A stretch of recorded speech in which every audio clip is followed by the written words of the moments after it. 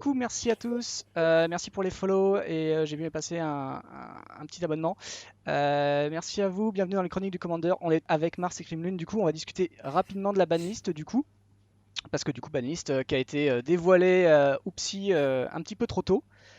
Oui. Euh, Suite à un problème technique indépendant de notre volonté qui s'appelle Facebook, qui a désactivé les notes ou a fait des changements sur la publication des notes vraiment pas très pratiques. Donc voilà, du coup, on a été obligé de faire ça un petit peu plus tôt que prévu, vu qu'on n'avait pas la possibilité de les sauver pour les publier plus tard. voilà. Donc, vous l'avez entendu, c'est pas la faute du comité, comme d'habitude. Puis bon, au moins, on s'est dit comme ça, les gens râleront pas parce qu'on les publie 3 minutes en Oui, retard. voilà. Ça, c'est bon, là, ils peuvent faire l'apéro maintenant, passer à autre chose. Voilà, c'est bon, on l'a fait C'est à ça, 17h. fallait aller chercher une bière, donc forcément. Alors, Kremlin ne fait pas partie du comité. Non, Voilà, il donc ça vient c'est juste là probablement. pour compléter le petit trou, en fait, les petites cases que j'ai fait, et du coup, il vient là pour remplir la case. Voilà. Non, il a trop de cheveux pour faire partie du comité. Ah, il y a une Voilà, limite là, c'est terrible.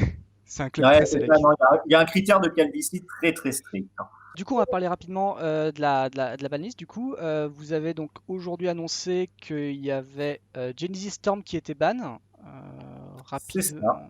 Voilà, est-ce que tu peux nous expliquer un peu le pourquoi cette carte En fait, le problème de cette carte, bon, elle a eu une certaine visibilité que très récemment, quand les gens se Hmm. sont dit que jouer ça avec Uro, c'était pas mal. Mais en fait, la carte a commencé à être un petit peu jouée il y a un an. Au début, c'était dans des builds de Timnat Rasios. Ouais. Donc, on jouait uniquement Helm of Obedience plus Rip. Et du coup, qui juste se contentait d'avoir que des cartes de contrôle, que des anti-bêtes, des contres, de la pioche, des tutors. Et en fait, tu faisais général, je gère tout ce que tu fais, général, je gère tout ce que tu fais. Et si mana, j'ai gagné parce que mon rituel va chercher la combo dans mon deck et la met en jeu. D'accord, oui, tout simplement. Et du coup, les gens se sont rendus compte que avec Uro, ça marchait très bien. Pas en passant par Rest in Peace plus Helm of Obedience, mais en passant par Arrache Pensée et le Jace de War of the Spark. Ok. Et du coup, le problème, c'est que au même titre que Sketchix le faisait dans Midnight, c'est qu'à partir du moment où tu respectes la contrainte de build, qui est là, en gros, de ne pas jouer de permanent autre que les deux morceaux de ta combo, tu te Hmm. retrouves à avoir un rituel à 6 mana qui fait gagner la partie juste en jouant une carte. Effectivement, ouais. Et du coup, ouais. Et donc, du coup, plutôt que de ban un général, parce que c'est jamais plaisant de ban un général, vous avez préféré ban une carte, sachant que c'est pas forcément peut-être ce qui fait la puissance de Uro. En fait, le problème, c'est que c'est un peu comme Sketchix, c'est que même si on ne banne que Uro, en fait, Genesis Storm, au début, c'était joué dans Team Atrasios, donc ça reste jouable dans Team Atrasios, c'est jouable dans Trasios Chrome. En fait, dès que tu joues bleu vers quelque chose, Hmm. tu peux jouer le paquet de 3 cartes Genesis Storm, Arrache Pensée et Jace. Dans un monde complètement farfelu, tu peux même imaginer de jouer Doran Control, Ouais. avec que des anti-bêtes, de la pioche des tuteurs, et juste avoir Rest in Peace, Helm of Obedience et Genesis Storm pour tuer. Je dis pas que Ouais. ça Ou marche même dans pas Casetto, hein. très bien. N'oublions pas. Oui, on peut le jouer dans Casetto, par exemple. Parfaitement, tu peux Faut jouer pas l'oublier, Casetto. hein, quand même. Et le On, deck a on- vraiment pas besoin de ça en plus, quoi.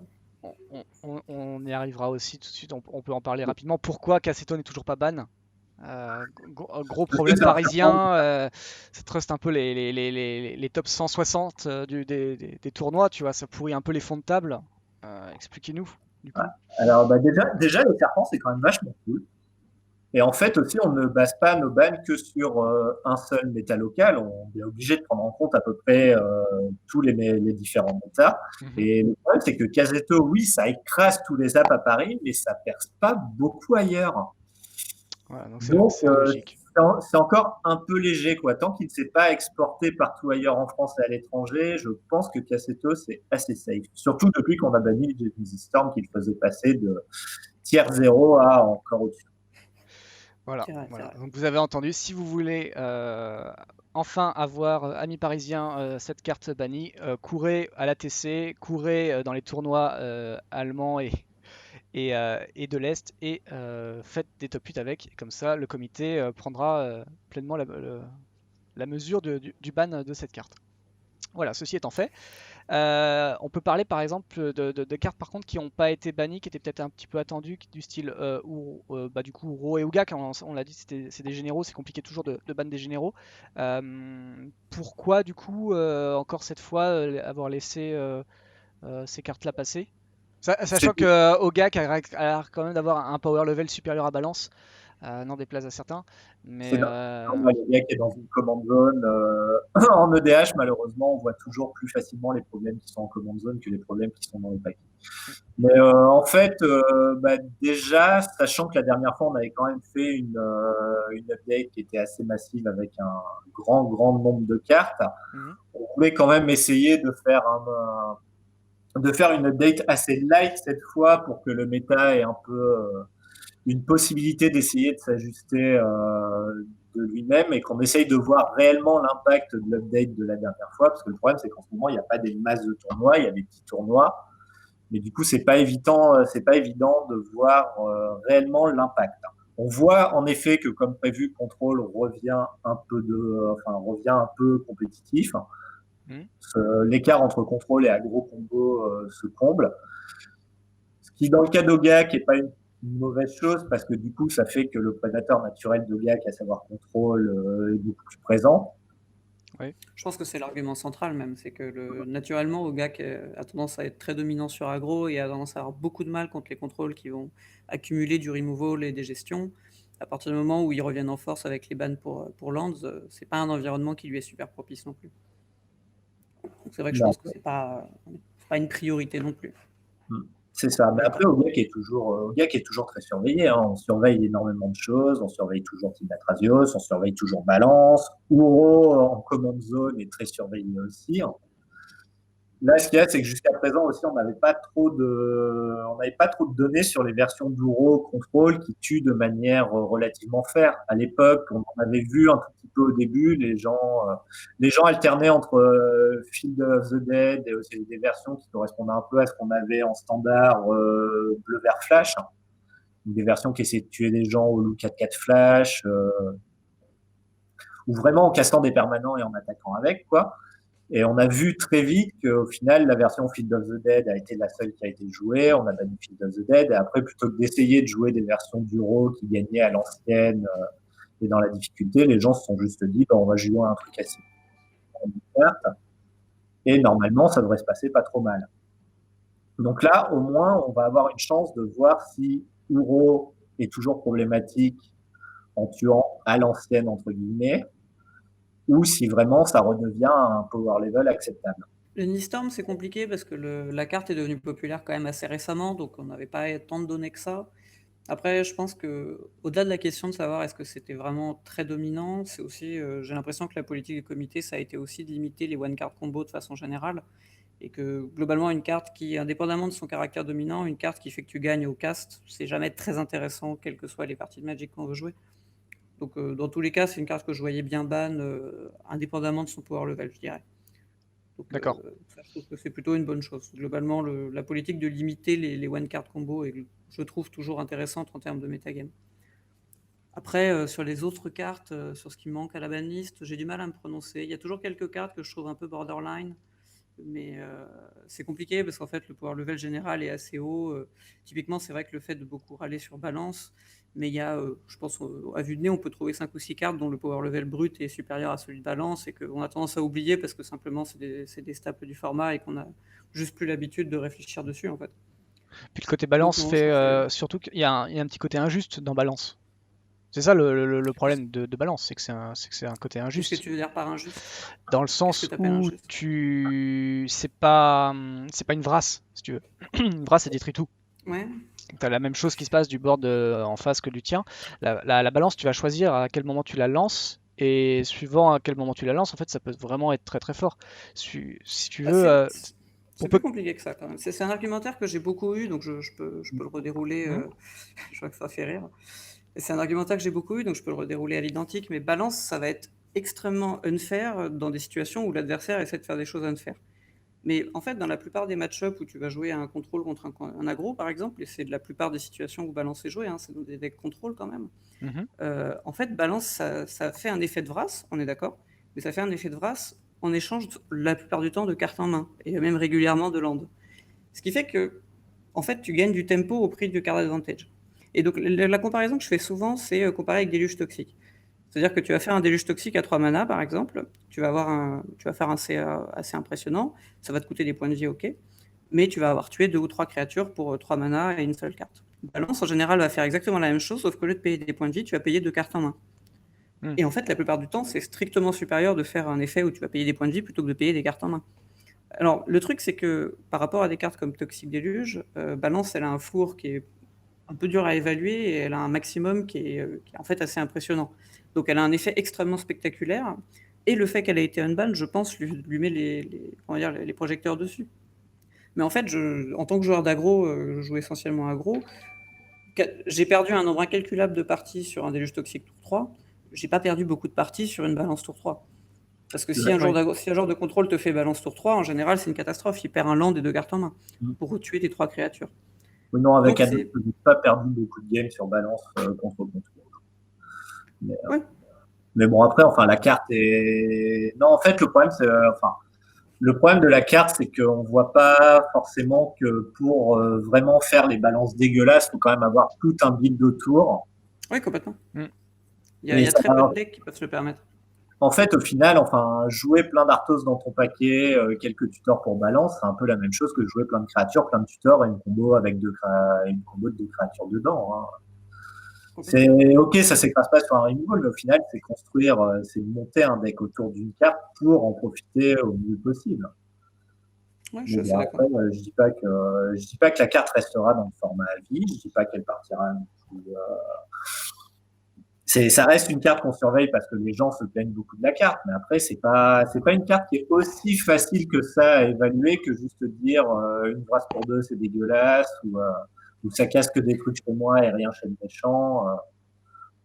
Et puis il y a un effet de biais qui est assez fort parce que c'est une carte, quand tu la vois caster, c'est que l'adversaire a vraiment soit un besoin impérieux de faire un effet, auquel cas elle va pas forcément être excellente, mais en général aussi parce qu'il a fait un setup. Donc ça biaise beaucoup l'usage parce qu'en fait quand le mec fait une balance et que ça fait un effet particulièrement impressionnant, en général c'est qu'il a quand même pas mal setup pour ça. Donc ça fait partie de ces cartes qu'on voit quand elles gagnent, mais on voit pas toutes les fois où elles restent en main parce que par faute d'avoir un setup envisageable en fait. Ah, c'est vrai qu'en généralement l'opposant il le voit pas cette partie-là. Oui, c'est ça. C'est pour ça que je dis qu'il faut comparer avec des cartes, puisque encore une fois, Balance est surtout utilisé comme dans sa fonction de Vras la plupart du temps quand même.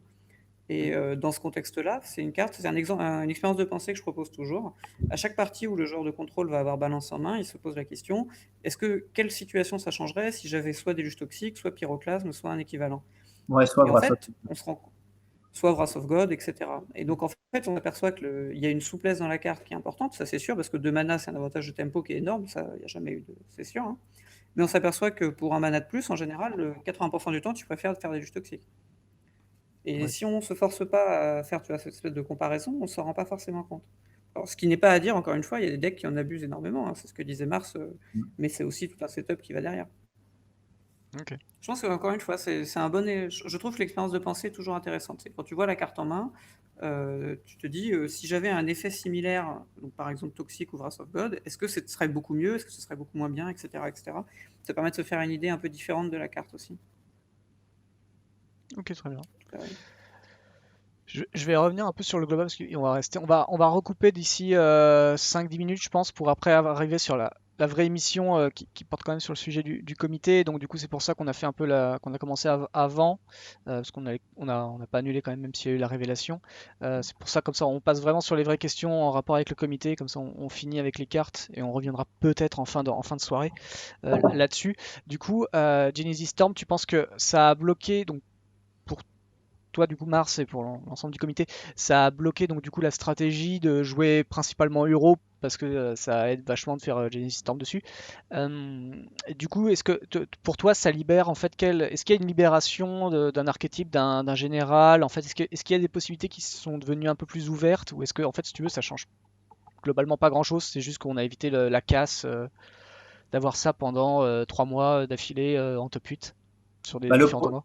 Le problème, en fait, c'est que dès qu'on a un contrôle combo qui est vraiment très très fort, tout de suite, Ça fait que les alternatives en tant que contrôle se réduisent très rapidement. On l'a bien vu quand il y avait Nive, Scapeshift, du coup, Nive était strictement meilleur que tous les autres decks contrôle.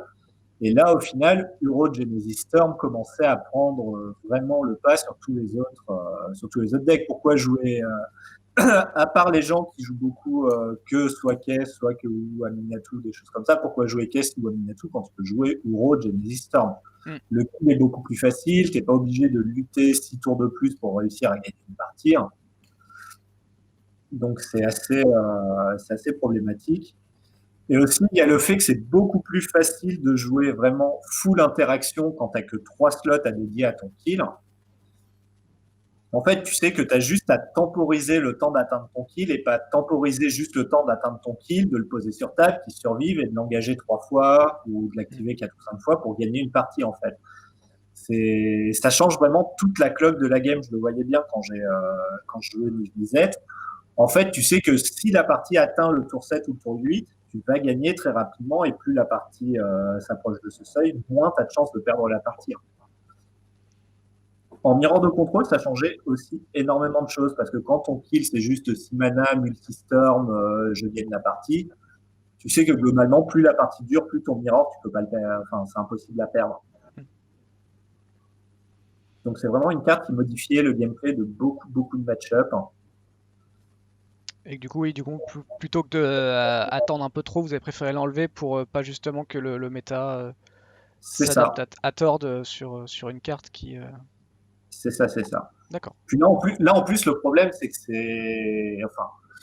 Scapeshift, il y avait Counter Spell pour réussir à le gérer. On pouvait le gérer sur un malentendu sur Westland, mais il n'y avait pas beaucoup de possibilités d'interagir avec. Là, Genesis Storm, c'est encore pire parce qu'on ne peut même pas interagir avec sur Counter Spell. Globalement, tu as Stifle, tu as 10 enchantes si le mec a la malchance de flipper arrache-pensée en premier. Tu peux éventuellement espérer gérer Jace en réponse à son activation, mais des cartes instant qui ne coûtent pas 1000 mana pour gérer Jace, il n'y en a pas tant que ça non plus, quoi. Donc c'est vraiment une carte. C'est vraiment il ne fallait pas jouer en plus, donc. C'est ça, il n'y avait pas beaucoup d'angles morts en fait, encore moins qu'avec Scapeshift. Donc c'est vraiment problématique ce genre de carte. Ok. Bon, on espère que les 3 prochains mois vont être bien. Il y a la reprise. Il y a la reprise du coup des tournois qui s'annoncent en septembre du coup. Prochaine annonce, fin novembre? Fin novembre, oui. Fin novembre, ok, très bien. Le lundi 30 novembre. Ah bah parfait, on essaiera d'être là du coup pour une nouvelle annonce. Merci à vous deux d'être venus, d'avoir pris le temps de venir à cette heure-là pour discuter un peu des quelques cartes, de celles qui est bannie et des raisons de pourquoi les autres ne le sont pas encore. Ça se trouve peut-être que ça changera fin novembre, on verra bien. En tout cas voilà. Sur ce, pour ce live c'est terminé. On se retrouve d'ici une trentaine de minutes pour On n'est pas couché de normal, il est 21h qui portera donc du coup sur le comité. Voilà, nous on va faire une petite pause et on vous retrouve à ce moment-là. À tout à l'heure.